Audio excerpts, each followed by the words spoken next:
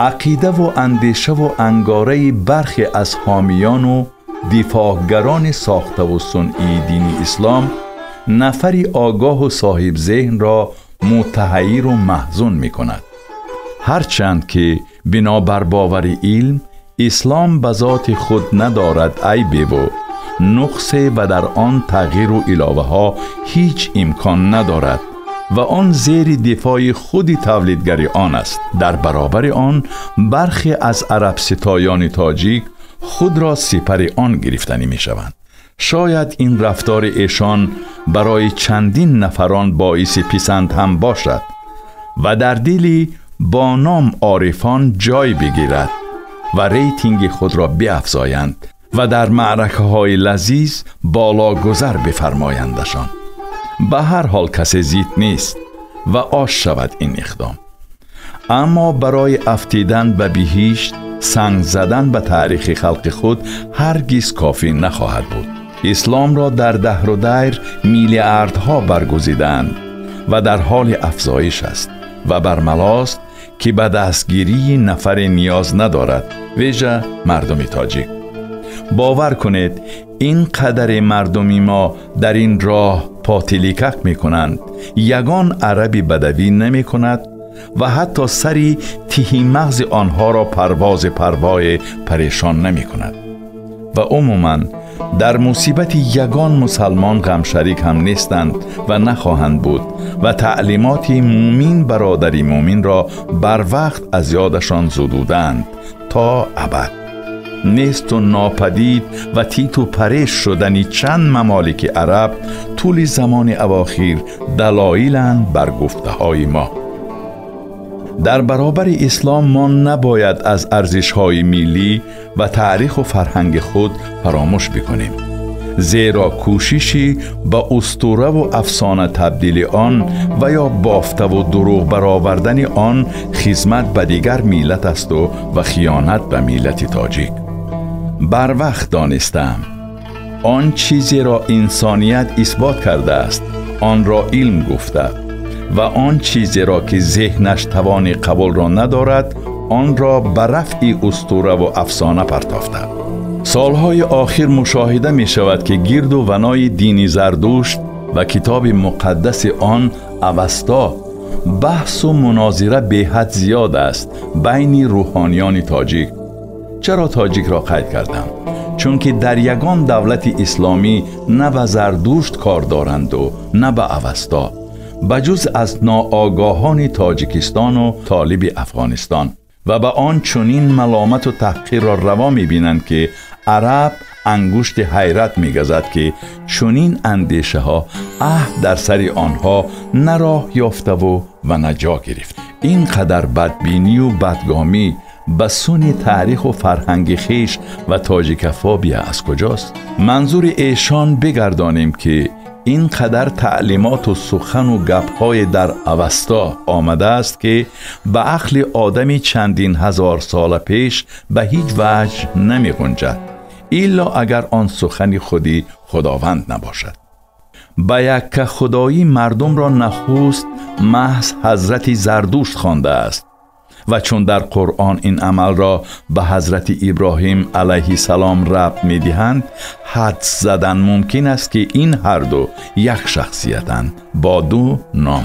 اسدی توسی در گشاسب نامه خود آن را چون برهان قاطع و رد نشونده آورده است.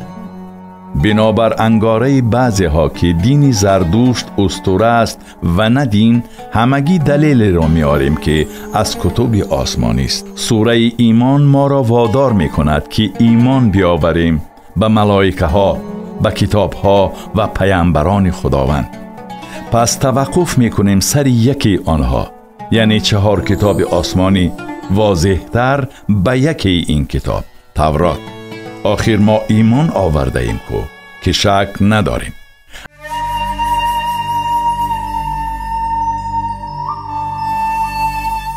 زمانی که نسبتاً جوان بودیم، اتفاق مرا افتاد تا در یک انجمن پیران روزگار دیده که دوران نفقه را یک جای می گذراندند شرکت بکنم. موسفیدان با نوبت از تاریخ نقل و روایت زیادی می آوردند. این قصه ها را در مکتب 1000 بار خوانده ایم، اما نقل آنها بس شیرین می برآمد و گوارا و شنونده را جلب می کرد. گپ سر اسکندر رفت. از جوانی و جنون بود که من نیز به گپ همراه شدم و چیزی درباره اسکندر خوانده بودم، البته با نفرت آیدش حرف گفتم. باور کنید منی جوانی 22-23 ساله را به کفر مجرم زدند که این شخصیت کتابی است درباره‌اش در کتاب مقدس قرآن آمده است. منظور ذوالقرنین.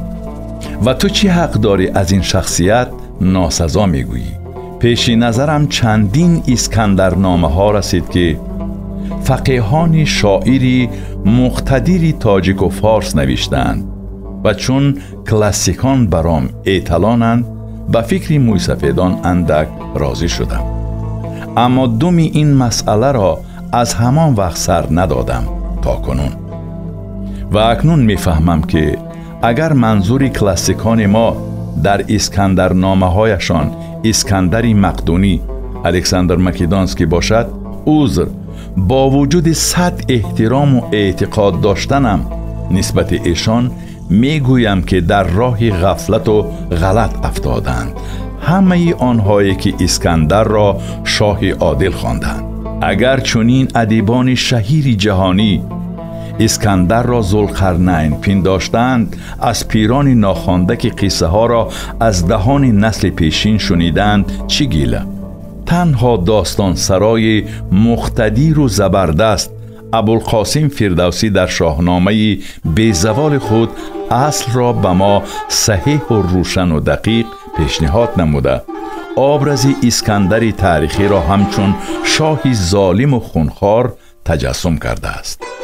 و اینک بعد چندین سری سال که باز این بحث مسئله بیشتر در سامانه های اجتماعی رو زد، به خود اجازت دادم که از موقع خود بار دیگر دفاع بکنم. بله، در کتب الهی ذوالقرنین آمده است، اما ربط به اسکندر ندارد. در سوره 18 کهف از آیه 83 تا 98 کلاً درباره ذوالقرنین نوشته شده. پس کیست ذوالقرنین؟ واقعاً عالمان و عارفان و متفکران زیاد درباره شخصیت ذوالقرنین اندیشه های خود را ابراز کردند و در اینجا تا سالهای نچندان پیش گوناگون اندیشی تأسیس می شد. مقاله را در اینترنت پیدا کردم که تحلیل خیلی عمیق دارد و همه اندیشه ها با رقم و دلیل های معتمد اساسناک شدند. بیشتر اندیشه ها اساساً گیردی دو شخصیت می روند: کوروش کبیر و اسکندر مقدونی، و باید بگوییم که دلایل معتبر به جانب شاهنشاه امپرای فارس کوروش کبیر زیادترک می باشد. زمخشری در کتاب خود تفسیر الکشاف، ابن هشام، امام ابن کثیر معتقدند که ذوالقرنین این اسکندر مقدونی است، اما امام ابن کثیر در اثرش آغاز و انجام اندیشه دیگری را پیش می آورد که ذوالقرنین در زمان پیامبری ابراهیم خلیل الله به سر برده است و یک جایه طواف کعبه کردند که عقیده قبلی را رد می کند، چرا که ابراهیم پیش از زمان حکمرانی اسکندر نبوت کرده است. امام القرطبی می انگارد که ذوالقرنین در مصر زندگی کرده، مرزبان نام داشته است. نفر دیگر او را عربی یمنی می پندارد. همه این عقیده و هوندها را متفکری بزرگ هند ابوقلم آزاد، ترجمه قرآن به زبان اردو به قلم اوست، کلاً رد می کند. باستانشناسان ایرانی در کاوش‌های طولانی مجسمه کوروش کبیر را که با قد آدم برابر است پیدا می کنند. در آن شاهنشاه با دو قنات و در سر کلاه شاهی دارد که به دو شاخ مانند است و محض با چنین نشانه ها کروش کبیر با لقب دوشاخه در باب دانیال تورات نام برده می شود.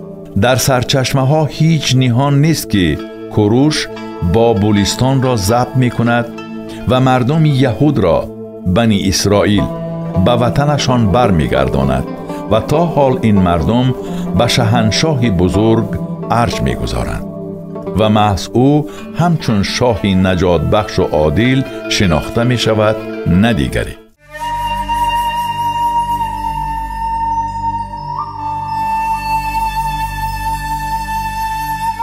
و آن آیه های قرآنی که بالاتر ذکرشان رفت همه دلیلند که ذوالقرنین این کروش است و نه اسکندر. سوره کهف در سوره 18 آیه 86: تا آنکه به محل فرو رفتن آفتاب رسید و آن را چنین یافت که در چشمه گیل و لای فرو می رود. یعنی منظور در اینجا سمت‌های تسخیر کروش است. بعد آن که میدیا را فتح کرد، یورش خود را به غرب ادامه داد، از بحر میان زمین تا بحر خزر و بعداً به شرق لشکر کشیده کلی آسیای خرد لیدیای همان وقته را زیر شاهنشاهی خود درآورد. در سوره 18 آیه 90: تا وقتی که به محل برآمدن آفتاب رسید چنین یافت که آن بر گروهی برمی آید که برایشان این طرف از آفتاب هیچ پرده نساخته.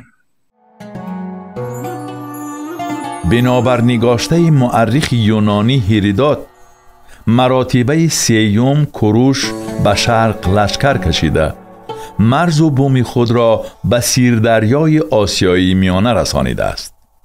پس سبب دوشاخه لقب گرفتن کروش عامل‌های زیادی دارند. این بستگی دارد به تسخیر کردن او شرق و غرب را، یک کردن دو دولت فارس و میدیا را و بیش از 200 سال روی زمین حکمرانی شاهنشاهی ایمپریای هخامنشی ها. و ابوالقلم آزاد دلیل دیگری معتمد پیش می آرد که به هیچ وجه رد نمی شود و مردمی از او امداد و کمک خواستند که از شکنجه یأجوج و مأجوج اذیت می کشیدند و این در سوره مذکور چنین آمده. در سوره 18 آیه 93: تا وقتی که در میان 200 رسید، در این جانب 200 گروهی را یافت که نزدیک نبودند از آن که سخن بفهمند. در سوره 18 آیه 94: گفتند ای ذوالقرنین، به درستی که این یأجوج و مأجوج فساد کنندگانند، پس آیا برای تو باج مقرر کنیم به شرط آنکه در میان ما و آنها سد بسازی؟ در سوره 18 آیه 95: آنچه پروردگار من مرا در آن دسترس داده است بهتر است، پس مرا به زور بازو مدد کنید تا میان شما و آنها حجاب محکم بسازم. در سوره 18 آیه 96: پیش من پاره های آهن بیارید تا وقتی که ما بین آن دو کوه برابر ساخت. گفت آتش بدمید تا آنکه آهن را آتش ساخت. گفت رویین گداخته را پیش من بیارید تا بالای این بریزم. در سوره 18 آیه 97: پس یأجوج و مأجوج نتوانستند که بر آن بالا روند و آن را سوراخ کردن نتوانستند.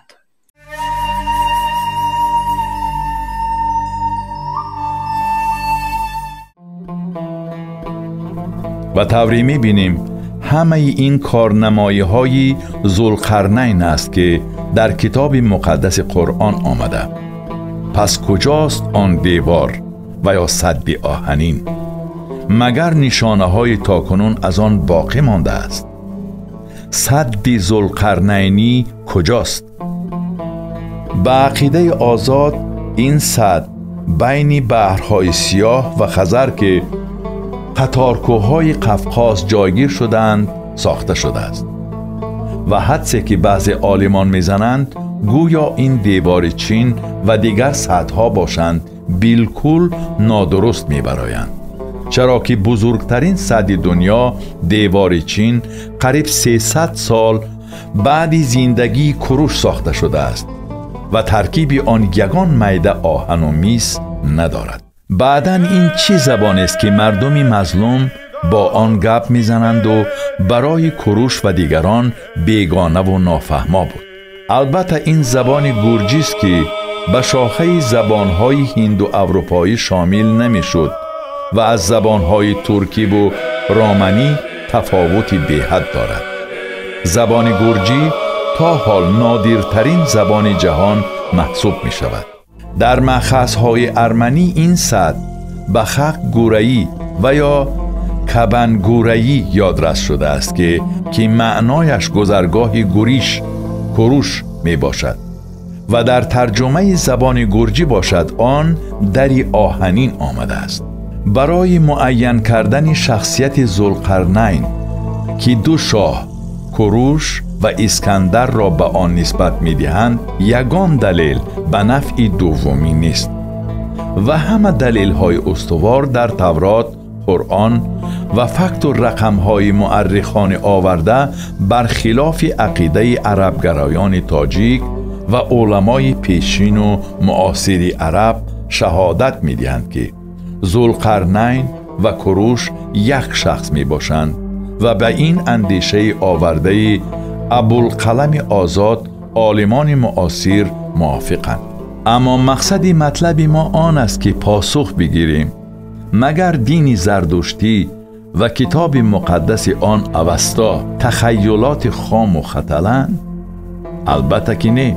اگر کوروش کبیر در 3 کتاب الهی درج گردیده است و آن را قریب که اکثریت پیامبر می دانند، اما شاه است و رسالت بیشتری دارد و دینی رسمی دوره حکمرانی شاهنشاهی گیتی محض همین دین بوده است، کلی هوند و افکار و اندیشه و انگاره عرب ستایان و بیگانه پرستان باطل است و سفسطه.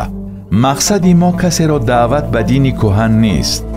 به قول چون سرقانونی نو که عمل کرد سرقانونی پیشینه لغو می شود. اما دفاع از ارزش‌های ملی رسالت هر یک تاجیک و وطندار است و آن خصومتی بعضی برادران که در سایت‌های اجتماعی الان تیز به نظر می رسد سد دفاع فرهنگ، آداب، اخلاق و دانش ما را رخنه نخواهد کرد.